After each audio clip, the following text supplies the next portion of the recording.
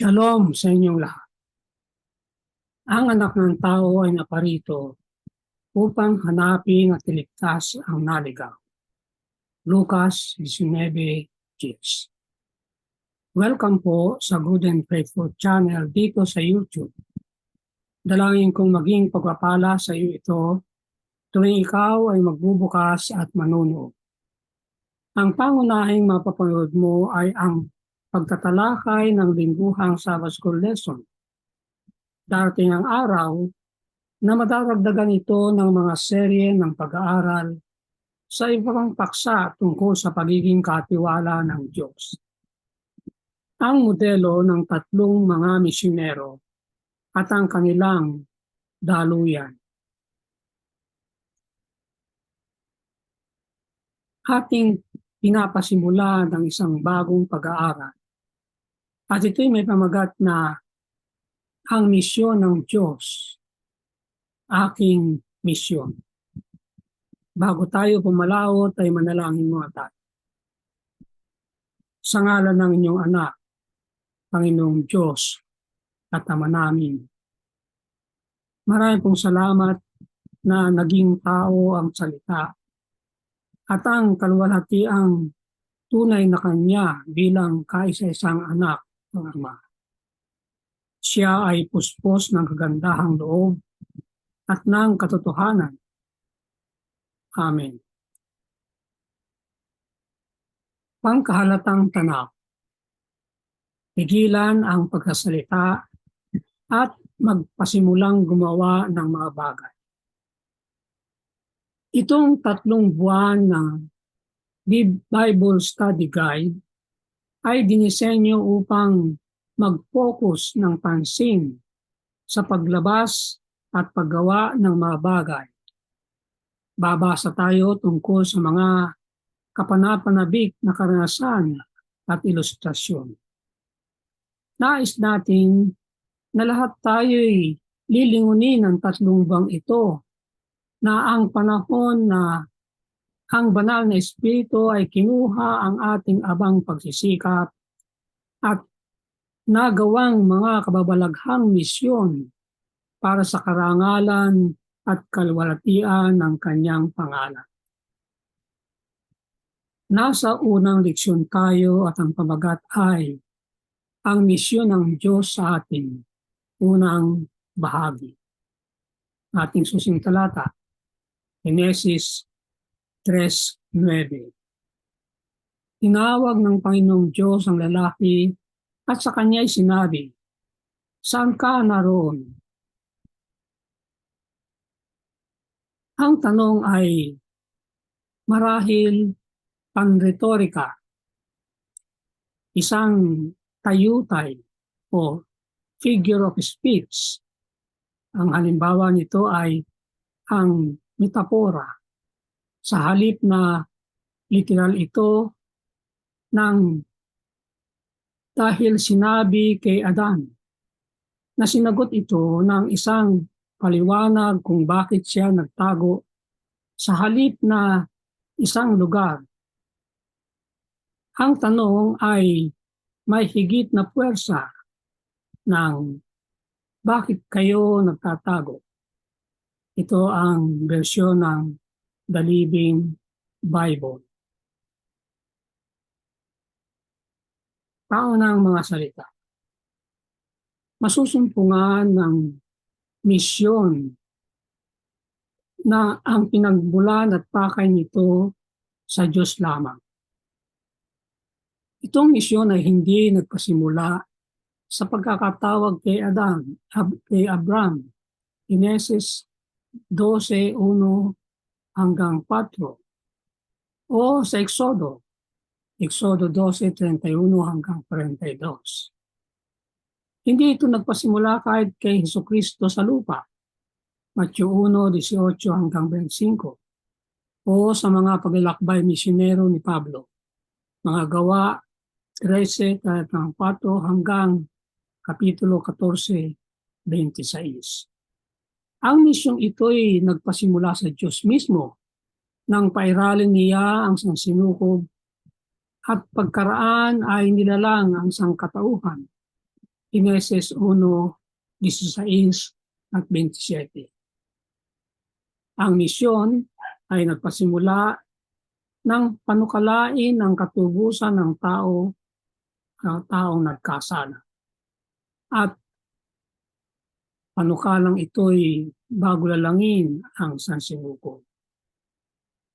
Muli ay tatlong paghahati ng misyon.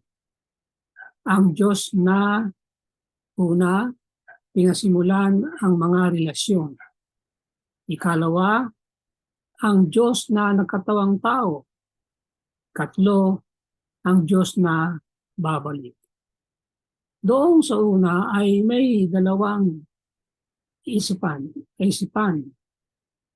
Umaabot sa atin na nabik na makasama tayo. Sa ikalawa ay gayon din, dalawang kaisipan, naging kaisa sa atin at nagpapatuloy na makasama natin.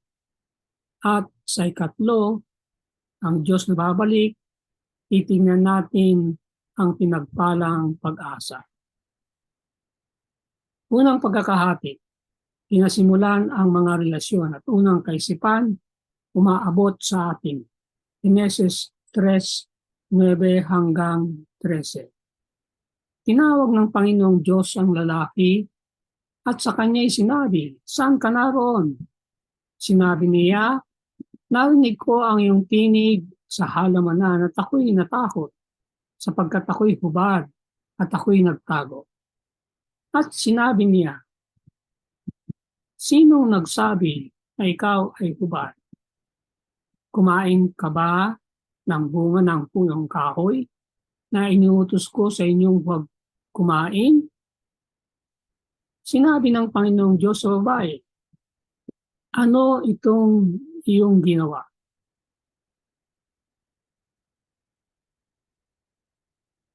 Nilalang tayo ng Diyos sa kanyang larawan at wangis. Tapos ay binigyan niya tayo ng isang sakdal na daigdig. At ang kanyang layunin ay na tayo mamuhay ng isang sakdal na koneksyon sa kanya. Isang relasyong nakasentro sa kanyang pinakamamahaling katangian, pag-ibig.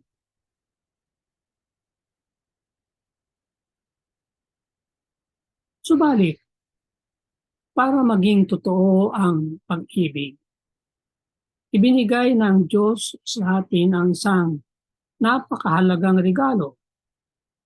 Yan ay ang malayang kalooban. Ang kalayaang piliin ang daang susundin.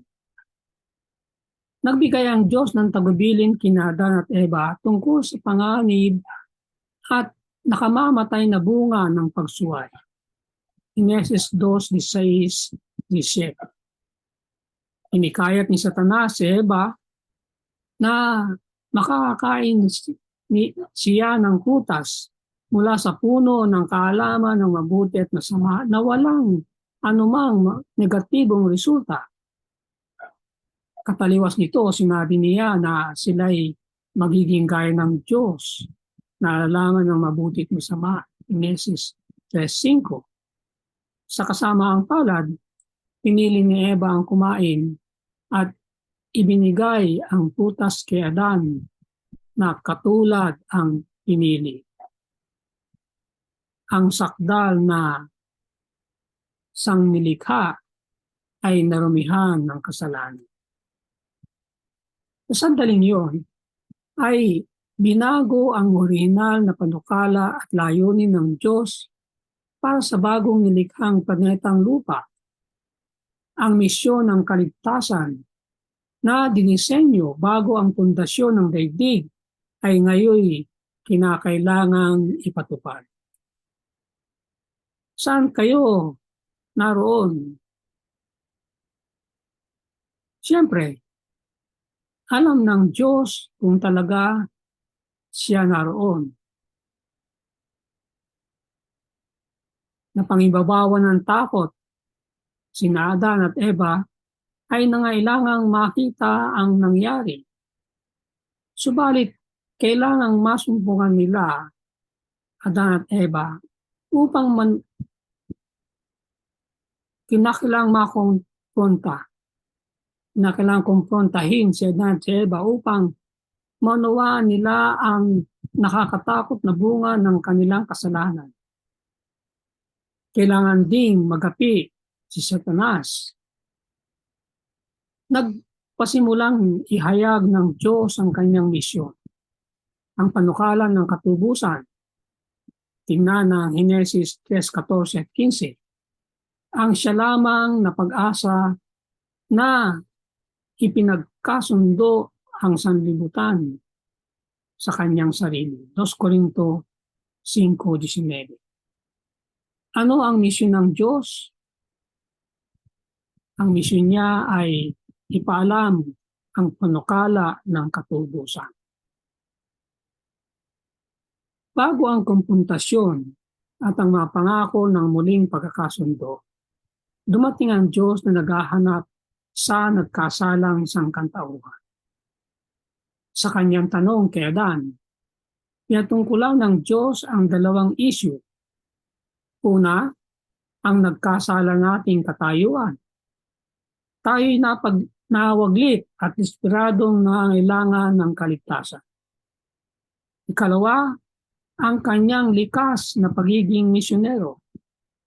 Siya ang nakasumpong sa atin na may determinasyon upang magligtas at makasama natin.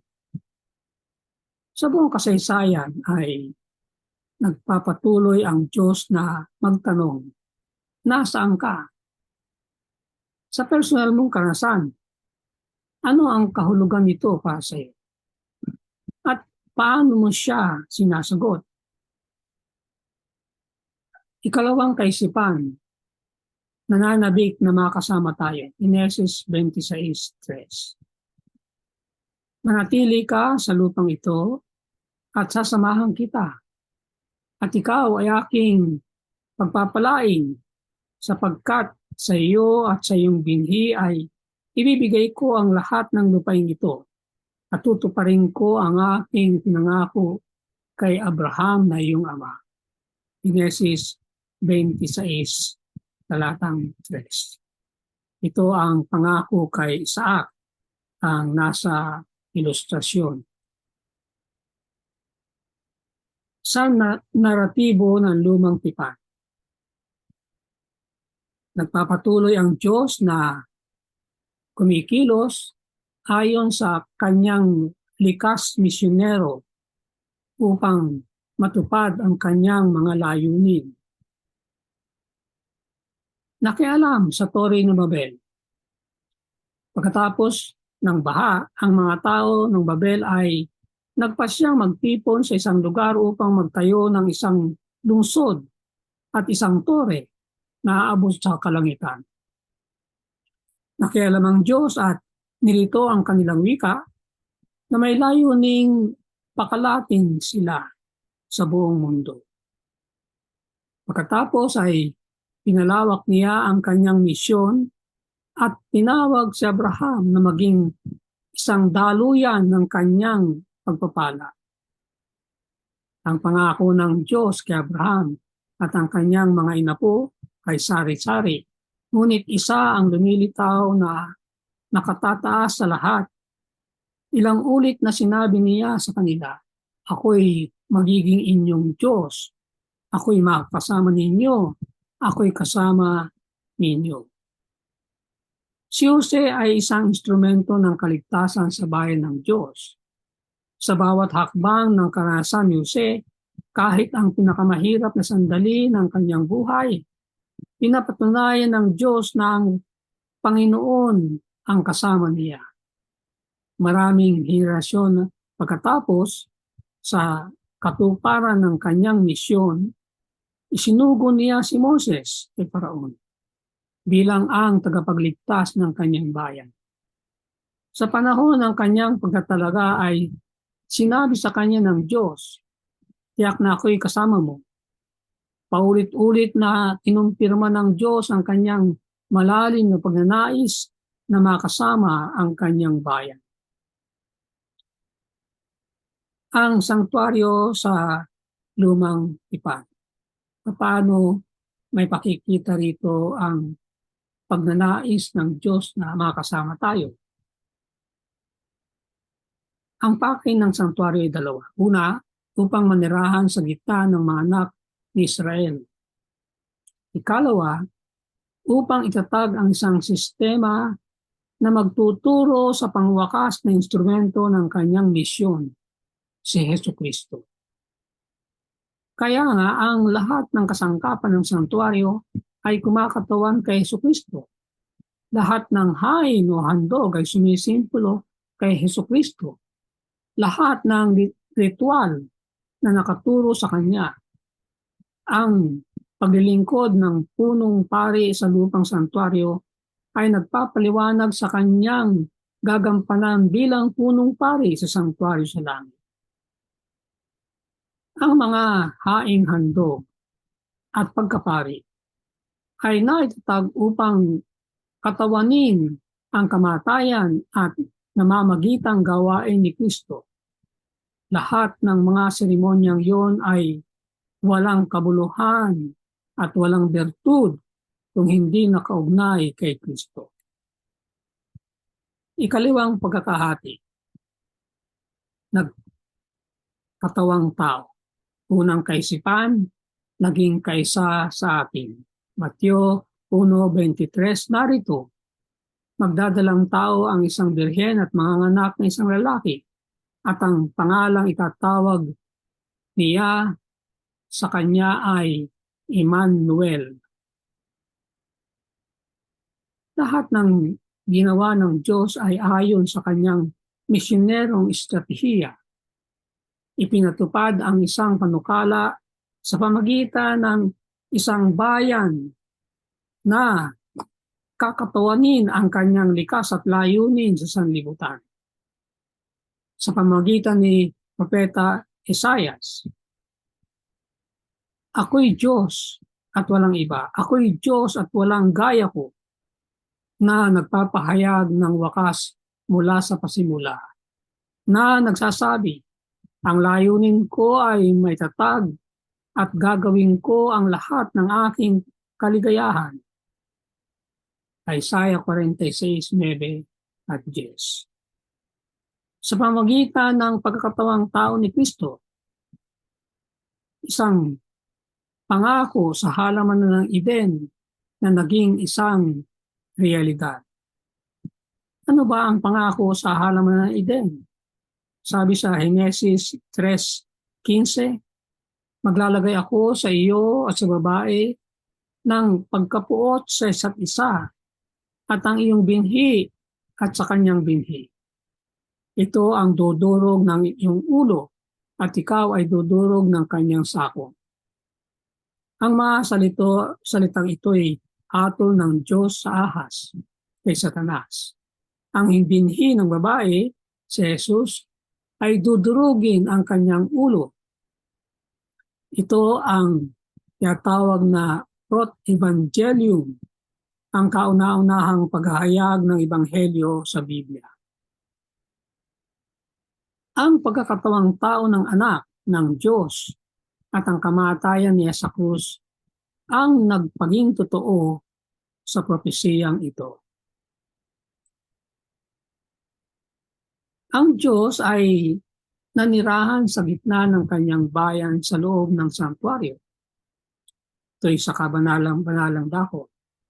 At ngayon nanirahan kasama nila sa pisikal na pagkatao si Jesus ng Nazaret. Sa pagkapanganak ni Jesus, inihayag ng Diyos ang isang konkretong paraan ng nagpapatuloy siyang nais na makasama natin siya sa likas at misyon. Likas at misyon. Gusto niya makakasama tayo. Hindi lang sa likas, kundi sa kanyang misyon. Ang anak ng Diyos ay lubos na tao at lubos na Diyos sa pinaka-totohanan. Ako ang daan, ang katotohanan at ang buhay. Walang makakaparoon sa Ama malibang sa pamamagitan ko. Juan 14:6. Kumikilos pasulong ang Diyos sa kanyang misyon at pagkatapos ng pamamagitan ni Jesucristo ay naroon sa laman sa gitna ng kanyang mga anak. Ang isa lang na wala at wala ng ibang anak na nagmula sa Ama, puno ng biyaya at katotohanan. Juan 1:14. Tinupad ang mga propesiya sa lumang tipan at ayon sa banal na panukala ay naging isa sa atin. Diyos sa laman ng tao. Ang Diyos ng misyon ay nagpapatuloy na isagawa ang kanyang layunin. Kalawang kaisipan, nagpapatuloy na maging kasama natin. Mateo 28:20. At turuan silang sundin ang lahat ng mga bagay na inuutos ko sa inyo. At narito, ako'y kasama ninyong palagi hanggang sa katapusan ng panahon. Ang buhay at misteryo ni Jesus ay pangwakas na kapahayagan ng Diyos. Naihayag ng Diyos ng higit pa tungkol sa kung sino siya at kung ano ang kanyang misyon kaysa sa alinmang paraan sa naunang mga henerasyon. Si Kristo ang sakdal na siya ang larawan ng Diyos na hindi nakikita. Ang siyang buong kapuspusan ay manirahan. Kolosas 1:15 at 19. Kay Kristo, ang misyonerong likas ng Diyos ay lubos na nakilala. Si Jesus mismo ay inihayag ang kanyang misyon, nagsasabing ang anak ng tao ay dumating upang hanapin at iligtas ang nawala. Lucas 19:10. Pagkalipas ng kanyang ministeryo, nang sumapit si Jesus sa kanyang huling linggo ng buhay, ang kapalaran ng sangkatauhan ay nakataya. Ang mga pangyayaring naganap sa mga araw na iyon ay naiugnay ang inaasahan mula sa nakaraan na may pag-asa sa hinaharap. Sa panahon ng pagdiriwang ng Paskwa na nakaturo sa kalayaan mula sa pag-api sa Ehipto, si Jesus, ang nagkatawang tao, ay isinuko ang kanyang buhay upang iligtas tayo mula sa pangalipin at kasalanan. Ito ay sapagkat siya na hindi nagkasala ay ginawang kasalanan para sa atin upang tayo ay maging katwiran ng Diyos sa Kanya. 2 Corinto 5:21. Ang kamatayan ni Kristo ay bahagi ng proseso ng pagkakasundo, hindi ang mithiin nito. Ang kanyang kamatayan ang basihan ng pag-aaring ganap, justification, at pagpapanal, sanctification. Sa pamagitan ng kanyang muling pagkabuhay ay nalupig ni Jesus ang kamatayan at tinanggap ang lahat ng awtoridad sa langit at sa ibabaw ng lupa. Mateo 28:18. Base dito, kanyang binigyang kapangyarihan ng lahat ng kanyang tagasunod upang gumawa ng mga alagad sa buong mundo na may pangakong ako'y kasama ninyong palagi hanggang sa katapusan ng panahon. Talatang 20.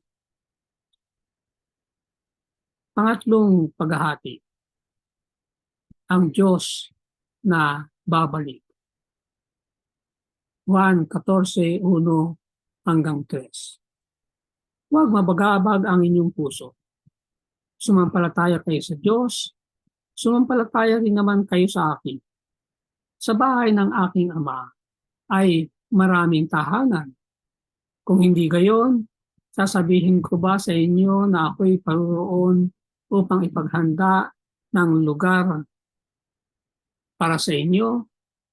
At kung ako'y pupunta roon at mahanda ko ang isang lugar para sa inyo, ako'y babalik at kayo'y tatanggapin ko sa aking sarili upang kung saan ako naroon, kayo rin ay naroon.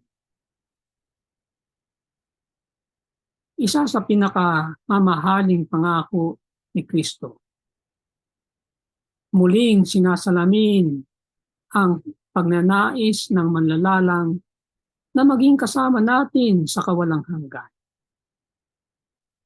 Ako'y babalik at kayo tatanggapin ko sa aking sarili upang kung saan ako naroon, kayo rin ay naroon. Juan 14:3. Sa wakas ay magiging isang katotohanan. Siya'y maninirahang kasama nila at sila'y magiging bayan niya. Ang Diyos mismo ay makakasama nila at siya'y magiging Diyos nila. Ito ang larawan sa Apokalipsis 21:3 na nagsasabing ang trono ng Diyos ay ililipat sa mundong ito. Sabi sa Desire of Ages, ang gawain ng katubusan ang magiging kumpleto. Sa dakong sumasagana ang kasalanan, ang biyaya ng Diyos ay higit pang sumasagana. Dito, kung saan ang anak ng Diyos ay nanirahan sa sangkatauhan, kung saan ang hari ng kalwatian ay nabuhay at nagdusa at namatay, ang tahanan ng Diyos ay magiging sa tao. At sa buong walang katapusang kapanahunan, gaya ng paglakad ng mga natubos sa liwanag ng Panginoon, kanilang pupurihin siya dahil sa kanyang hindi mailarawang kaloob, si Emmanuel, kasama natin ang Diyos. Dito'y masusumpungan natin ang pinakmagandang larawan ng katubusan. Ang Diyos ng misyon ay sa wakas tutuparin ang kanyang pagnanais na makasama ang kanyang bayan magpawalang hanggan. Ano ngang isang napakalaking pribilehyo na maging bahagi nitong realidad. Pangwakas na salita. Ang panukala para sa ating katubusan ay hindi isang nahuling isip, isang panukalang nabuo pagkatapos ng pagkakasala ni Adan. Ibig sabihin ay malayo pa ang pagkakasala ay nabuo na. Hindi yung nung nagkasala sila Adan tsaka nag-isip ng solusyon. Ito'y isang kapahayagan na ayon sa pahayag ng hiwaga na inilihim sa katahimikan ng panahong walang hanggan, Roma 16:25. Ito'y isang paglalahad ng mga prinsipyo na mula ng walang hanggang kapanahunan ay naging saligan ng trono ng Diyos. Mula sa pasimula, ang Diyos at si Kristo ay nalalaman ang pagtalikod ni Satanas at ang pagkakasala ng tao